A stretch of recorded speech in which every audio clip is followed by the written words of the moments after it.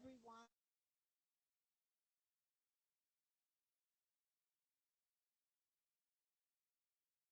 Now, I am Courtney Harris, and I'm going to play your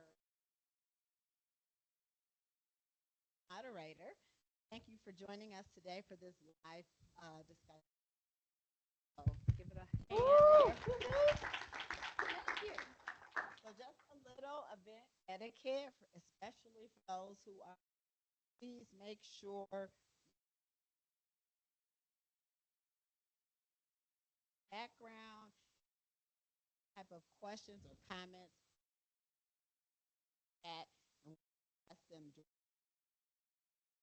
Now I am excited to introduce the moderator for today's discussion. That is Derrico, is the network ERG's operating officer, guiding us through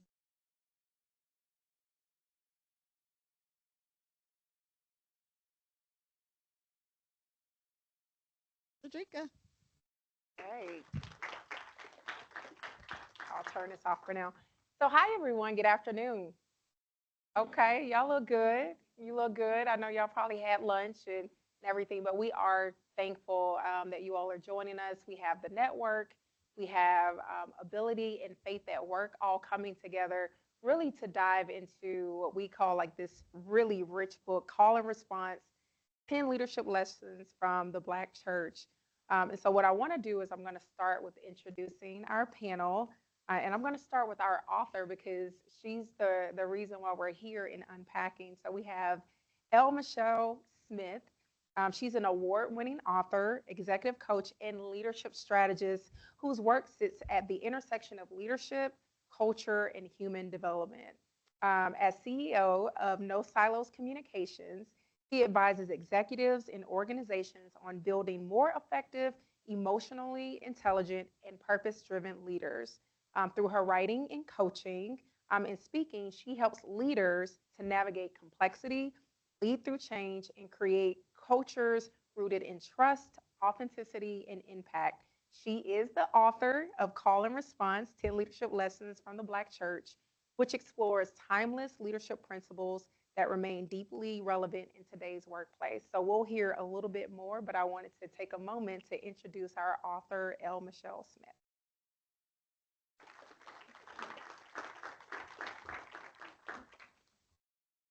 All right, and look, right on time. Y'all give a hand to L. Michelle Smith. Right, and she's going to join us right here. All right. And next, we're going to introduce Gloria Lewis. So she serves as the Vice President of Compliance, Ethics, and Accessibility at AT&T, where she leads initiatives that promote ethical business practices, accessibility, risk management, and corporate compliance across the organization. With more than 25 years of leadership experience, Gloria has built a reputation for integrity, thoughtful leadership, and a commitment to creating inclusive environments where employees can thrive. Beyond her corporate role, she fulfills her passion for people by serving as the board chair and as a volunteer for PCHAS, a nonprofit organization dedicated to supporting children and families. And she also serves on the board for Ability. So give Miss Gloria Lewis a hand. All right, and last but certainly not least, we're going to introduce Jywanza Watt. He is the Vice President of Shared Services and Workplace Services. He leads teams responsible for delivering workplace solutions and operational excellence across the enterprise. Throughout his career, he has been recognized for driving business transformation, improving operational performance, and building high-performing teams. With roots in engineering, manufacturing, and large-scale operations, Jywanza brings a data-driven approach to leadership while maintaining a strong focus on people, mentorship, and legacy. He is a passionate advocate for servant leadership and believes in developing others to achieve their highest potential. I have to shout out, he grew up in Atlanta, Georgia. That is where I'm from, ATL, in Pensacola, Florida, and he attended Florida State and Georgia State. So join me in giving Jywanza Watt a round of applause.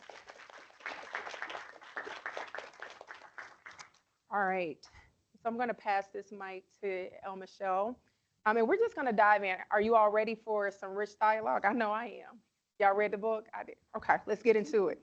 Um, so, we look at the 10 lessons of leadership, right? And you put it into categories where it's like it's self, it's community, it's impact, talking about faith and purpose.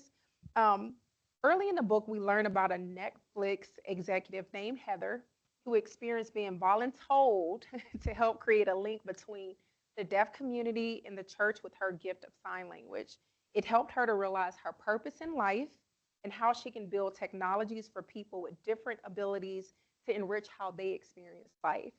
Can you share a time where you were voluntold to do something that helped you to realize a skill or how a constructive push or nudge from someone you respect could present an opportunity to lead that you may not have considered? And we'll kick this one. We'll have Jywanza start us off. Okay, good afternoon, everyone.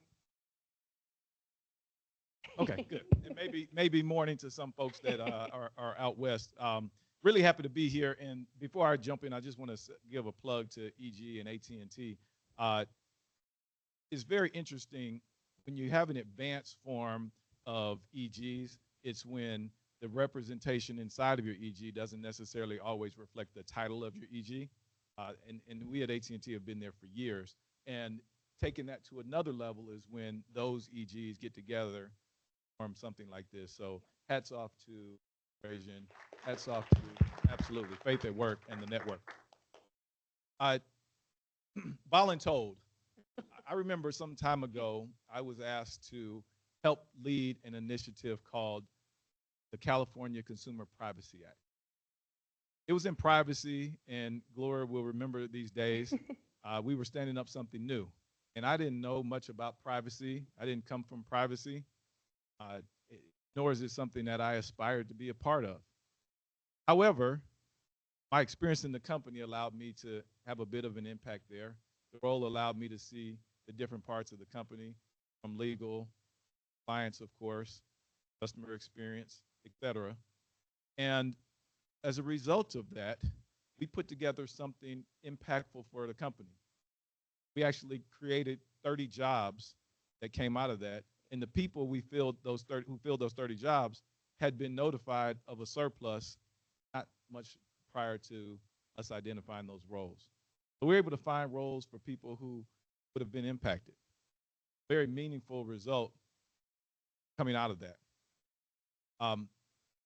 The kind of lesson there, which aligns with the book here, is you may be asked to do something in the unfamiliar that actually ends with somewhat of a reward.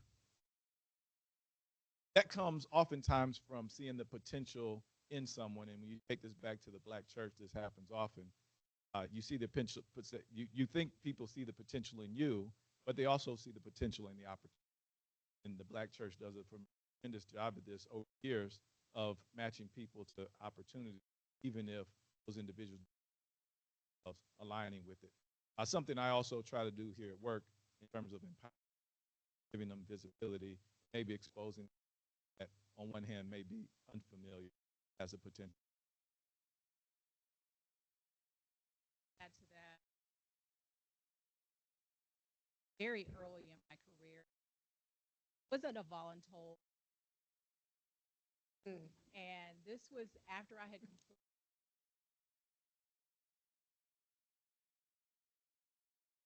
I was immediately individual contributor position as a ESL product manager. And I was happy, I was good, I was feeling like, hey, I got promoted, not managing people, which I had done.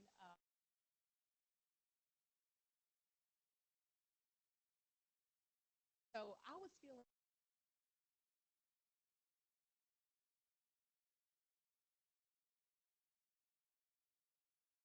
back in the major. The one that I had started out in as a straight out of college. And I said, wow, well, I'm flattered, but tell them thank you. But, and so a few days later, he came back into my, I was a couple of reasons. One, as I said, I would have been going back to the center.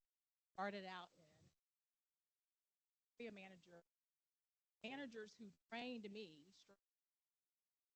Secondly, I was aware that one of those centers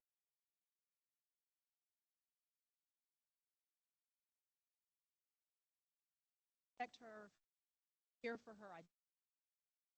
But I went to the meeting, director, and strongly encouraged that lightly, that role, and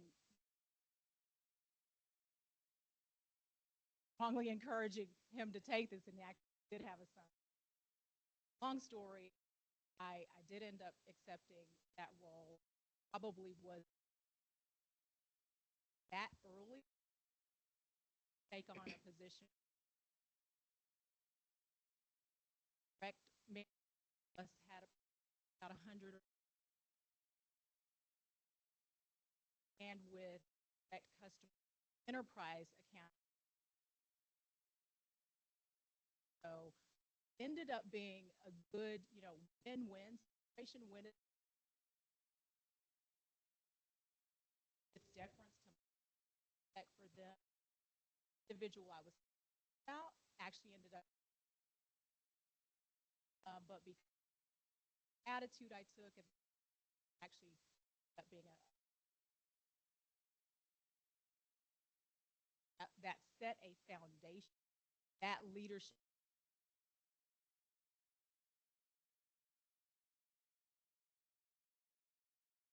About that story. Yes. Heather Dowdy is her name. She's since launched her own consultancy building accessibility technology for anybody now. She's asking the question, does that work for everyone?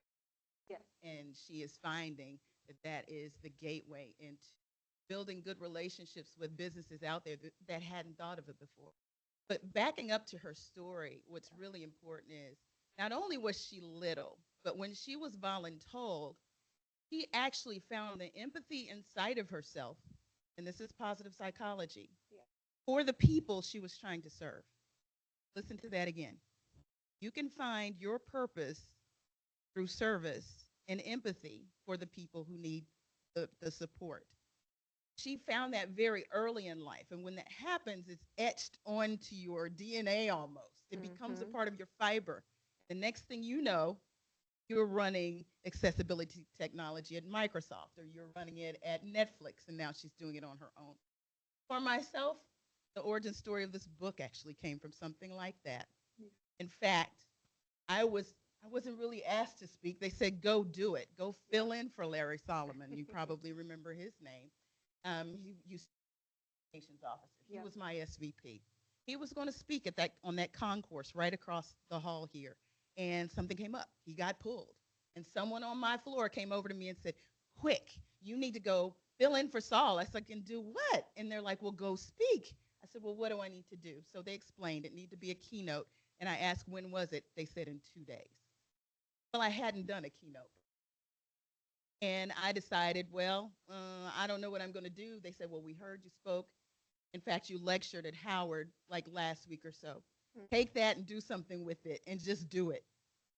So And you did. I pulled everything together and I did it. It launched an 8-city speaking tour that I didn't even plan on. The founders of that organization that were over there on the concourse started flying me different places on behalf of the company, talking about the company.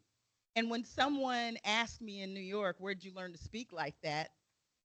I didn't have an answer because I really had just kind of cobbled things together.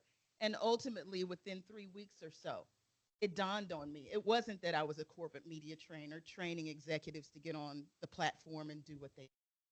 It was that I was 14 years old and I was voluntold then to teach Sunday school lessons.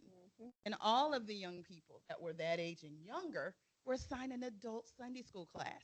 Then afterwards, we had to go into the big sanctuary and do reconvening. And my sister back there is nodding her head. Some of you Y'all know what it this. is. Yeah. So this speaking thing has been inside of me for so long, but sometimes being voluntold actually activates. I think we heard that from Jywanza. And Yeah. Gloria. I mean, just to kind of bring it all together, it started a strong nudge or voluntold. And even in your situation where they ask you to speak, like sometimes those voluntold opportunities leads to a much bigger impact that you didn't see. And sometimes people see things in you, right, that you may not see yet, but leaning into those gifts allows you. And so when you have empathy at the heart of it, you do find your purpose. And it's good to see that when you look at these leaders, they found their purpose, they lean into the opportunity, and they continue to grow. I want to kind of keep, you know, going a little bit deeper because the book really explores like traditions, practices, and leadership models on the Black church and how it's really shaped some of those most influential leaders. Um, Elsewhere in the book, we learned about Madam C.J. Walker's origin story. She begins as Sarah, the washerwoman, being supported through connection and community through women led ministries at the AME church, right? Blossom into this celebrated historical figure that we all know and love today.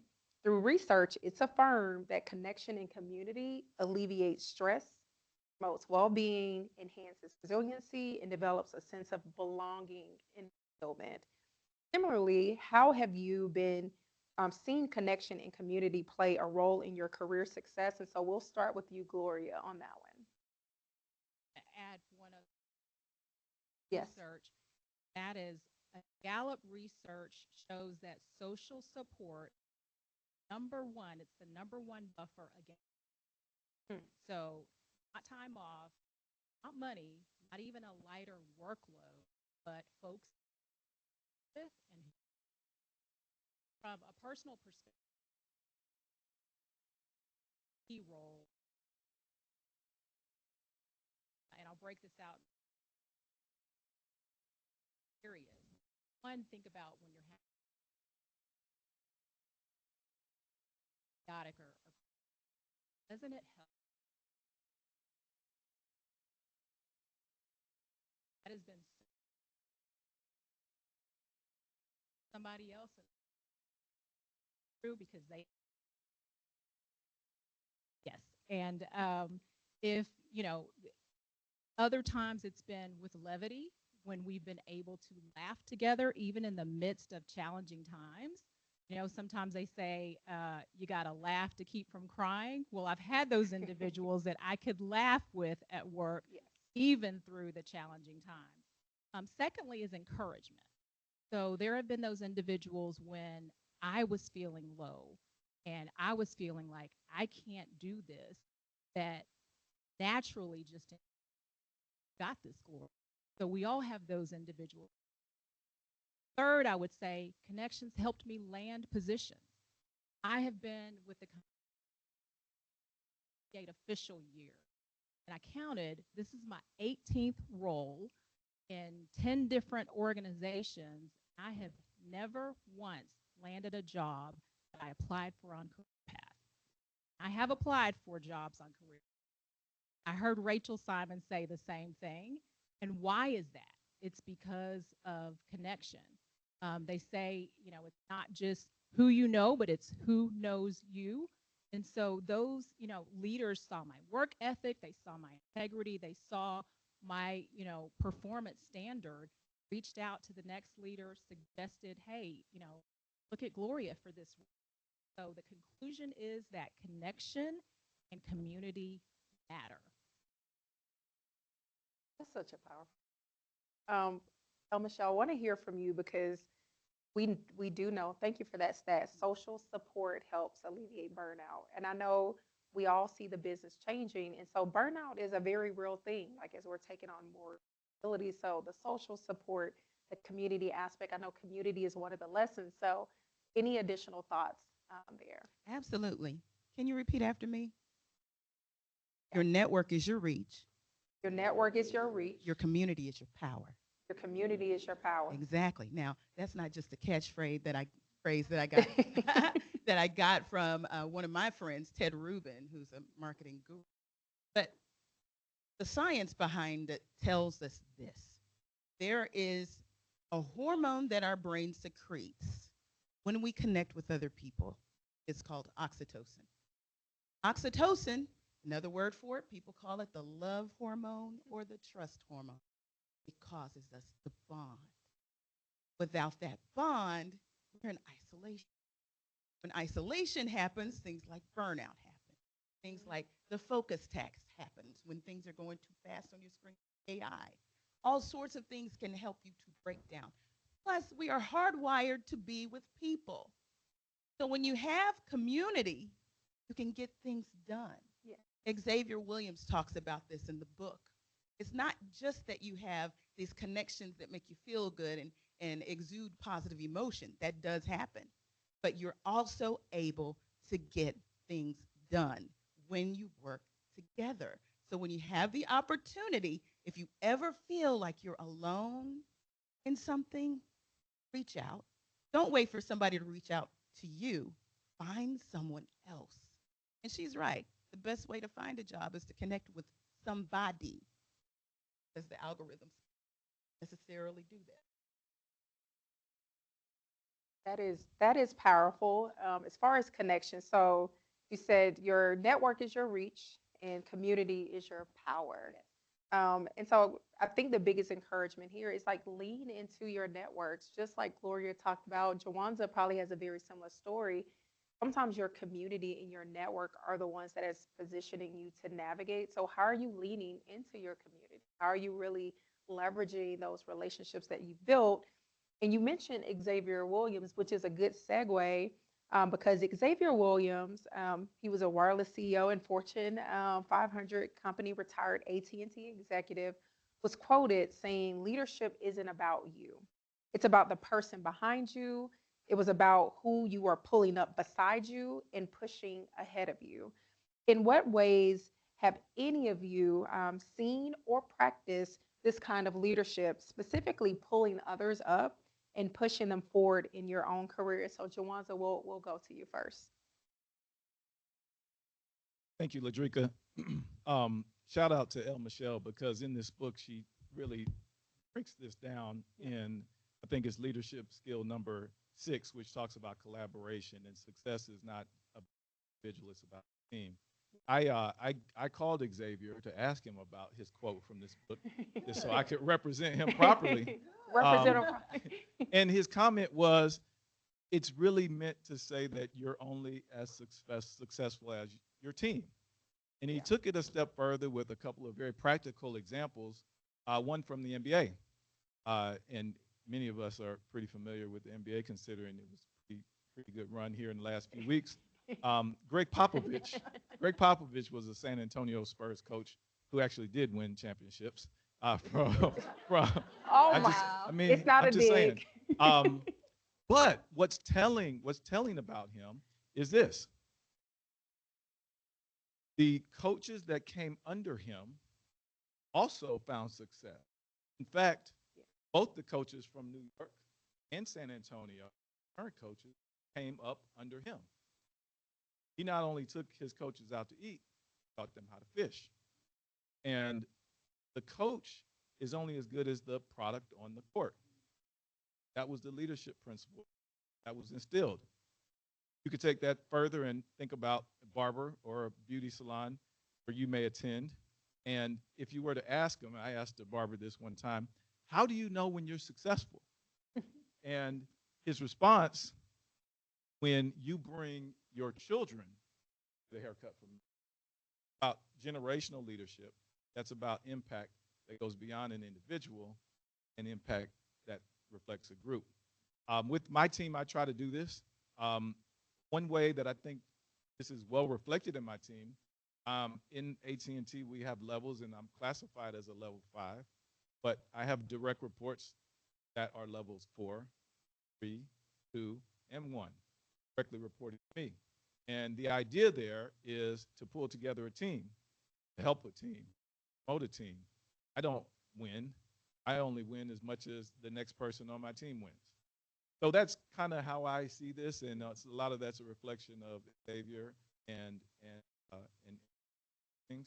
And El Michelle, hats off to you, because the Black church, to the point of the book, does this well, right? The pastor is only as successful as the congregation, right? And that's something early for those that may have come up. Right, Gloria.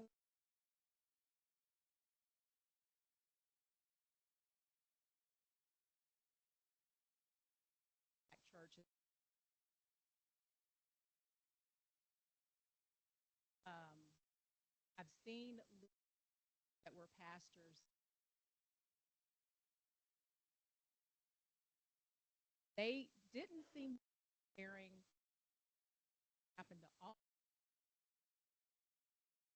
So it seemed as if they were caring for because leveraging others. Thank you. And they, were kind of doing it all themselves versus other leaders I saw that leaned on their other ministers, delegated to them so that they are equipping them when they're no longer on the scenes because there comes a time we're no longer going to be.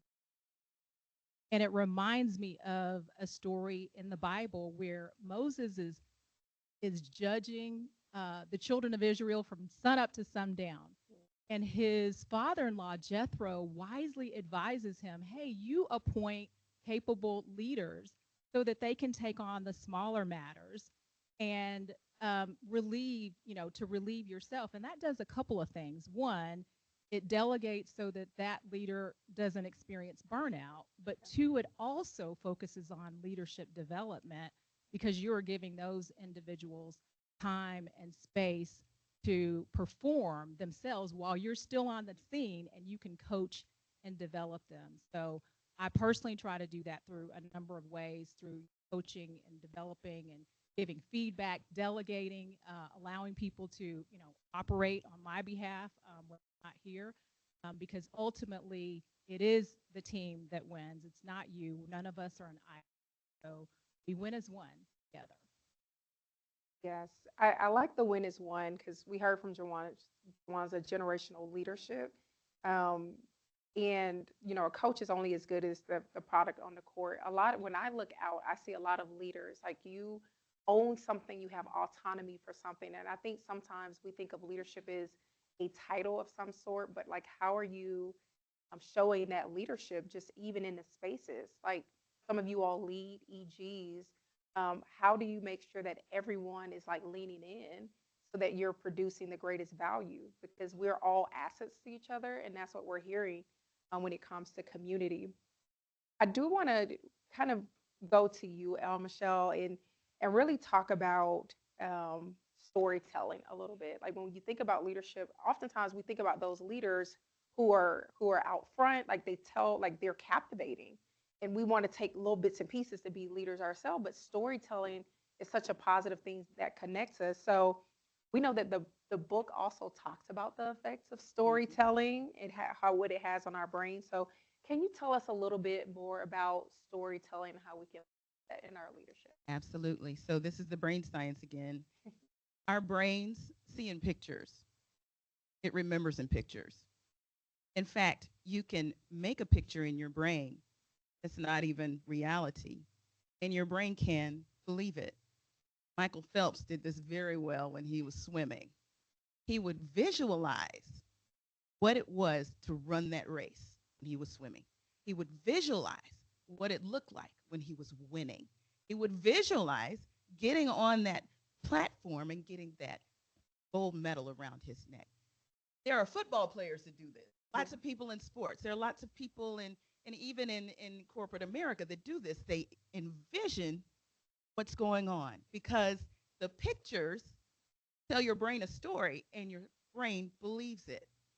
So imagine if someone is here and we're talking to you and we're just giving you facts, okay? Just 1, 2, 3, 4, 5 bullets.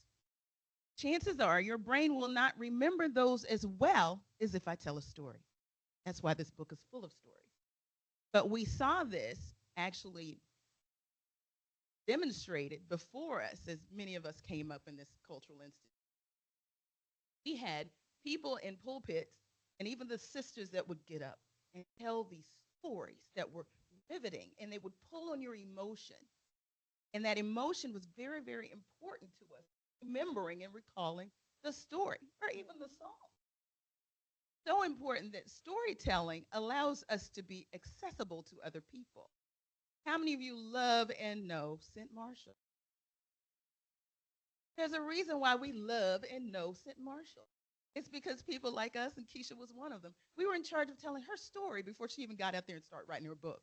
But you knew her story. And it was this battle that she fought with cancer that made her come to life in our minds. And it made her accessible. It made her authentic. It made her relatable. So you want to tell stories, even if you're in meetings. Find a way to tell a story. It doesn't have to be long, but it has to be something that you know people can relate to. Watch them lean in. That's so powerful. And I'll say that I have found the times that I have shared transparently something personal about myself, um, allowed, myself to show vulnerability. Those were the times when, team members were most impacted. And I can recall a couple of years ago when I had to present on the main stage of the EG conference, and Rachel Simon was in the same segment, and so she got an opportunity to hear, and the others that were in my session do a run through, and she encouraged me to share part of my personal story, which I hadn't even considered it for that event. But I did so. I transparently shared that, and the feedback that I received was overwhelming. It was overwhelming. People could resonate with my story of resilience and how faith and community helped me to get through those hard times. But it was powerful, and I hadn't even considered it, but took her guidance to do so, and I think very helpful.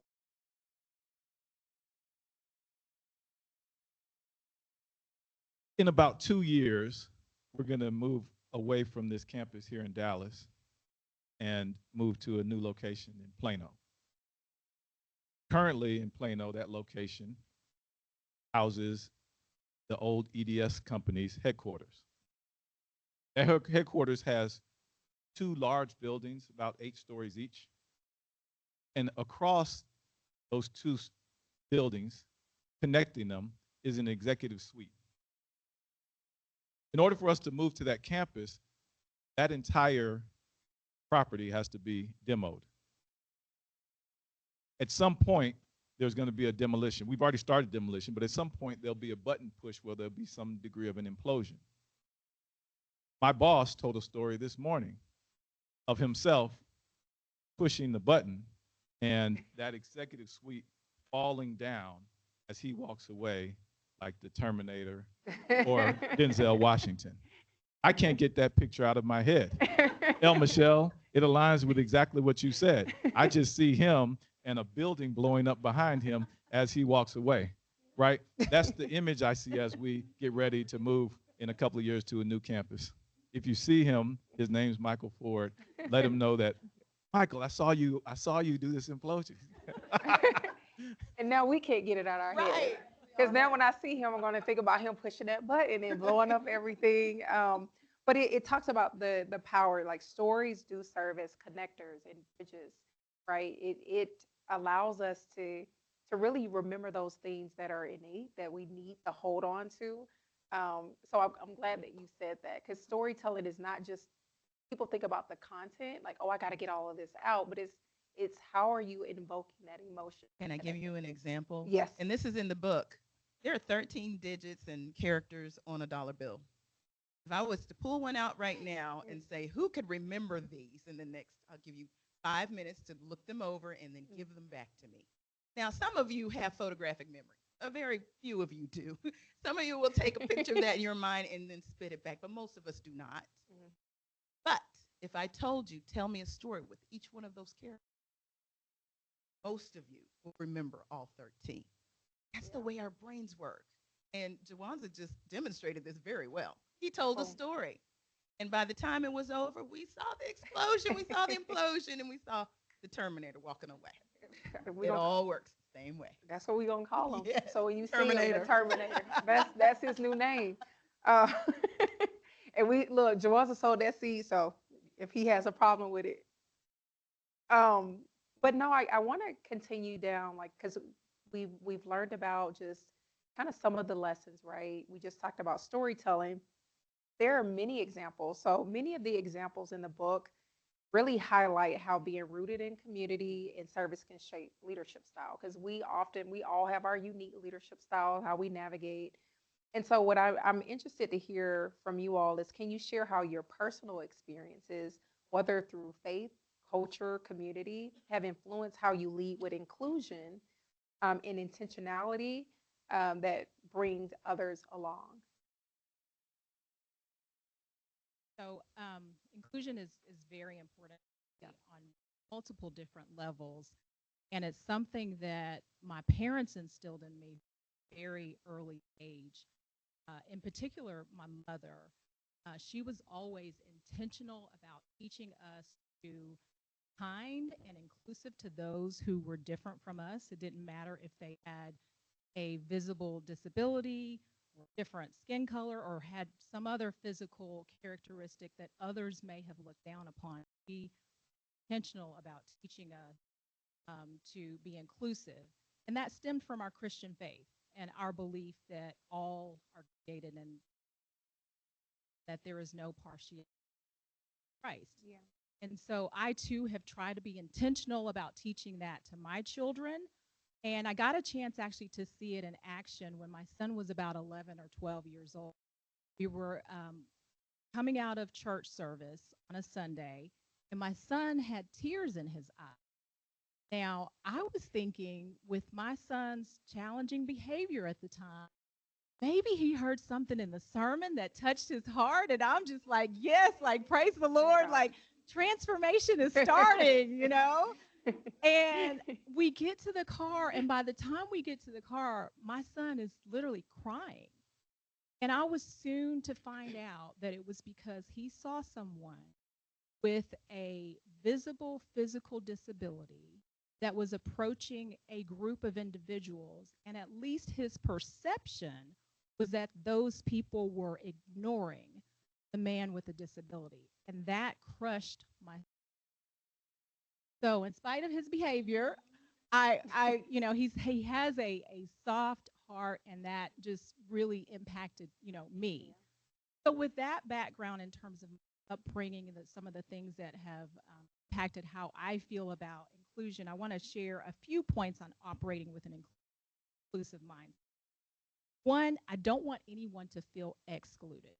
It's important to me that everyone on my team or who I work with know that they matter. Secondly, I need everybody's contributions to be successful, because diversity of thought, background, experience, it's important in coming to a better conclusion than is groupthink. And then third, as an introvert myself, sometimes it's difficult walking up to a group of people when I'm at a networking event. That's hard for me, you guys, because I'm an introvert. So then I try to be intentional about, if I'm in a group and someone walks up to the group and we're already engaged in conversation, I try to immediately recognize that person and invite them into the conversation. If I'm in a group meeting and someone with the gift of gab is just going, I try to be the one who eventually stops and asks the quiet person, hey, I'd love to have your opinion as well, to practice intentional inclusion. And then lastly, I try to bring along, talented individuals, sometimes those folks who don't see their future potential, but to tap into that and to encourage them and help develop.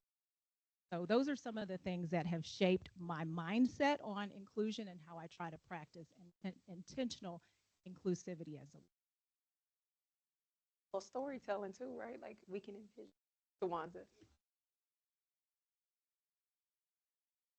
Community, and I may be stealing some of El Michelle's thunder here, but I read her book, right? So, of the 10 leadership skills that are demonstrated by people who learned coming from the Black church, community and volunteerism is number 2 on the list.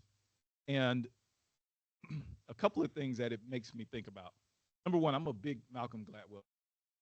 And in his book, I believe, I've read all 8 of them, but I believe this comes from David and Goliath, the book David and Goliath.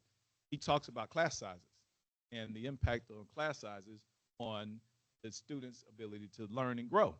And the argument is if the class is too big, then you don't learn as much, right? When you get to the 25, 30 size class, you don't learn as much. So people try to find their class sizes, their children.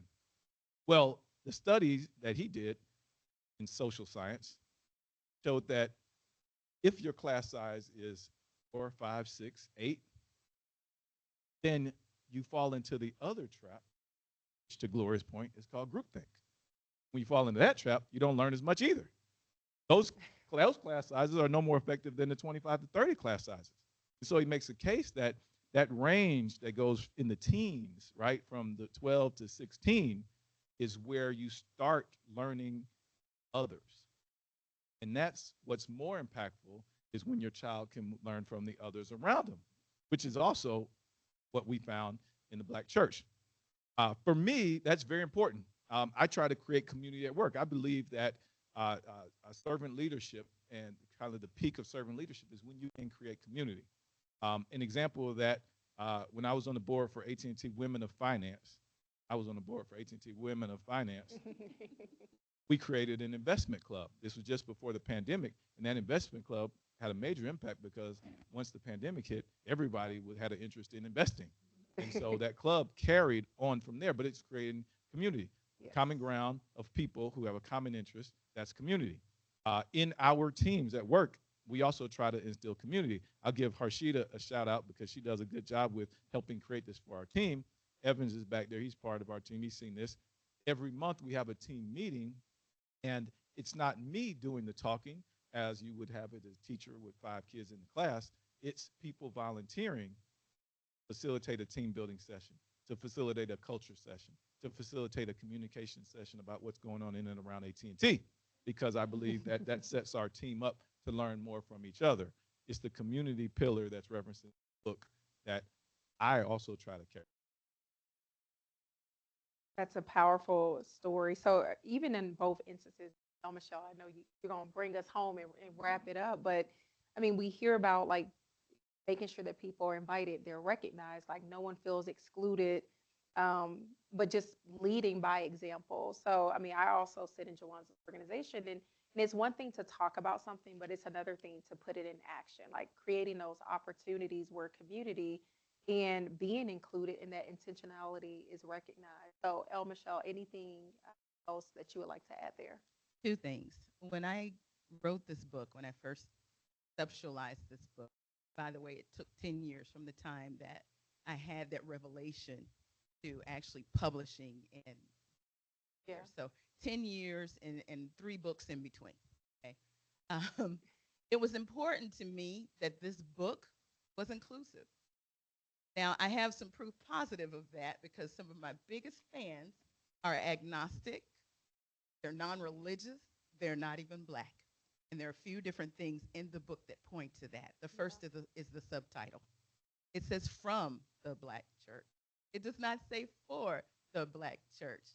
Now, the Black church can benefit from it, and I'm talking to them too. But when I'm sitting in corporate environments like this, I'm very glad to see all God's children, because each one of these pillars is built with the idea that, yes, we look back and we see what we learned, but how can we share it with others? And that's why the science is there. I keep harping on the science. The science gives us the language to articulate what happened to us in a good way, and then also share it with everyone else. So at the end of each chapter, you will find, as St. Marshall pointed out to me at Barnes & Noble, 52 insights, she counted them, 52 insights, and there's 38 questions. Those insights show everyone how to build muscle in this area, in each of the 10 areas. And then also you're going to have these powerful coaching questions. And I'm going to admonish you to answer these questions. They're thinking questions. They're questions that help you develop a strategy towards your goal. So answer those questions. Even if you're writing the book, it's okay to write in the book. Dog ear the book. But you will find that this is so that we can build more heart-centered leaders. There are heart-centered leaders sitting up here, and also through the text. And everyone in here can be that. And if we could have more Carla Harrises, we need more Carla Harrises. We need more St. Mark. Gloria Lewis. We need more of these kinds of people for the environment that we find ourselves in. And one more thing, the chapter on collaboration focuses on the music ministry. And there's a reason for that, not just because I grew up singing. It's because you are put in an environment where the collective achieves something together. And even if there is a soloist out there, they need the band, they need that Hammond organ, they need the director, and they need that full choir and praise team behind them. It takes everybody to move. And there's some cohesion that happens there that's very exciting too. And there's some insight there for teams. If you ever feel like you're on a team where they're just people, but you're disconnected, it's the cohesion that you're looking for that really makes it community. And that only means that you need to go through some things together. That's what our people have done, generation over generation. And guess what the key is? Diversity. You got to go through something. You got to fail together, right? And then you got to fix it together. You got to go through that. It's not just the pizza cart or the beer cart or wine down Wednesdays. That wind down Wednesday. Yeah, that's that kind of that got me because it's Wednesday tomorrow. Yes. But no, I know we're coming up on time. I really want to segue to kind of one of our last questions around creative leaders. I know we probably have some creatives in here in different spaces. We bring that creativity, right, to how we do our work. So creative leaders can embrace change and encourage followers to question why. Like, why do we do this? Why does an organization do things? These leaders allow followers to embrace mistakes as a part of the learning process and do not punish followers who embrace that risk. In this way, how have you seen creativity as a powerful tool in your leadership or past leadership? And Jywanza, we'll go to you on that. I believe that innovative teams stem from a culture where there's empathy and vulnerability. So yesterday, there was a 15-minute period where people who are on the fourth and fifth floor of this building, probably know who those people are, fourth and fifth floor of this building, had no access to go to the fifth or fourth floor in this building, nor any ability to leave the fifth or fourth floor in this building. And that was a result of something that my team did. We removed access for some people inadvertently, which ultimately led to no access period for some 15 minutes. A mistake. And I say that because there's a principle called failing up. Tavis Smiley wrote a book about this, and part of success is failure, okay? But the success comes from experiencing it, learning from it. Vulnerability comes from talking about it, right? And so for us as a team, growth opportunity for sure, a major growth opportunity. But that's how we learn, and that's how we lead with vulnerability. So me talking about mistakes that I make in front of my team enables the team to have those same conversations.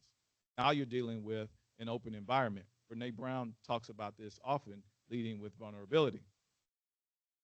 I believe that empathy and vulnerability there's a song, we fall down, but we get up, right? A lot of people think it's a Bible verse. It's not really a Bible verse, but Donnie McClurkin. Yeah, Donnie McClurkin. That's not the Bible, that's Donnie McClurkin. But it aligns with a big thing in the Bible, which is grace and mercy.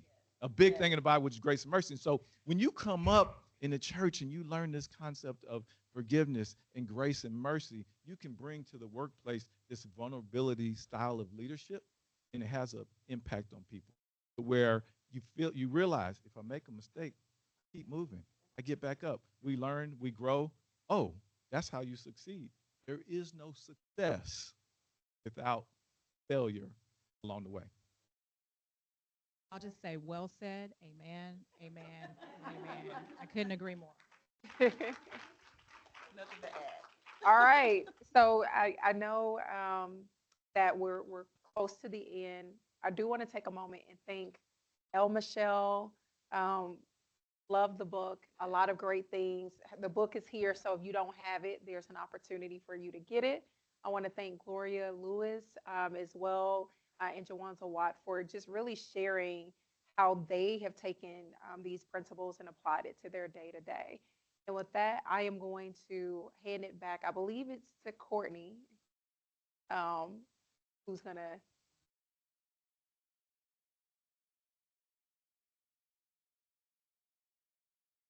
Well, that's a great conversation, guys. Thanks so much for coming and joining us. We're trying to stay on time because it is 1:51, so we could probably take one or two really quick questions before we.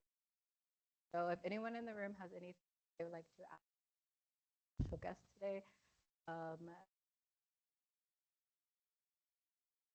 Don't be shy.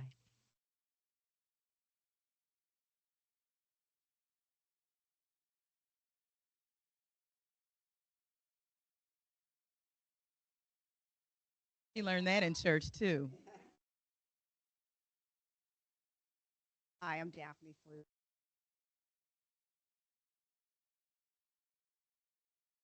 Great conversation. And I wonder, it would be great to be able to put all of our, but if we had that opportunity, what's one thing book that stood out for you at any lead benefit?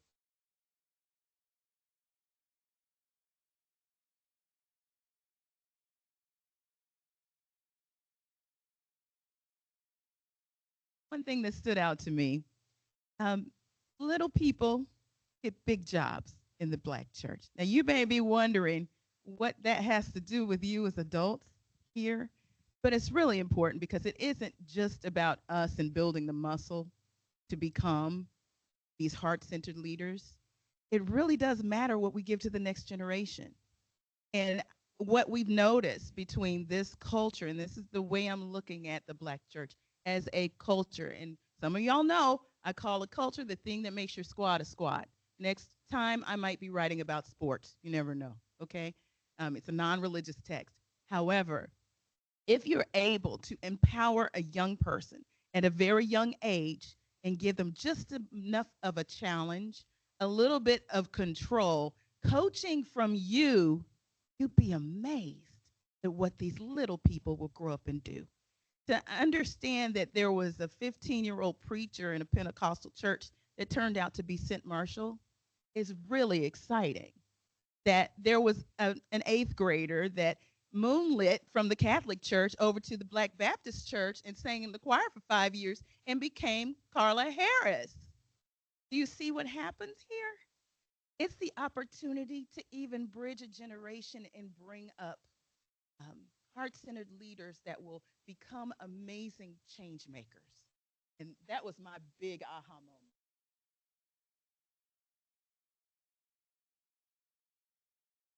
I'll just say to not discount experiences early in life and shape your leadership because I hadn't really thought about it until I started reading the book or listening to the book on Audible. I hadn't really thought about how it helped to shape my leadership.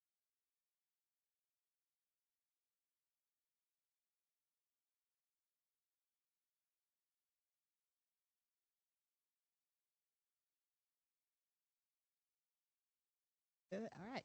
So I want to thank everybody that came down to join us in person and just announce that we will transition from here to networking, book signing. Of course, you did that came in. The folks that are virtual, thank you for joining.